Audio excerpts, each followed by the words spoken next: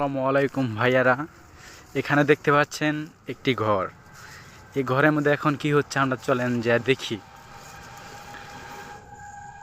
আপনারা তো দেখেছেন ইন্দোনেশিয়াতে কিভাবে ওয়াগারা হয় আর জ্বালা কোথায় ফালানো হয়, ঠিক তেমন করেই বাংলাদেশেও কিছু কিছু জায়গায় জ্বালা ফালানো হয় ঘরের মাঝখানে, সেখান থেকে তুলে নিয়েই ক্ষেতে রোপণ করা হয়। চলেন যা দেখি আমরা যে ইন্দোনেশিয়ার মতো করে আমরা বাংলাদেশে ওয়াগাতে পারি কি না।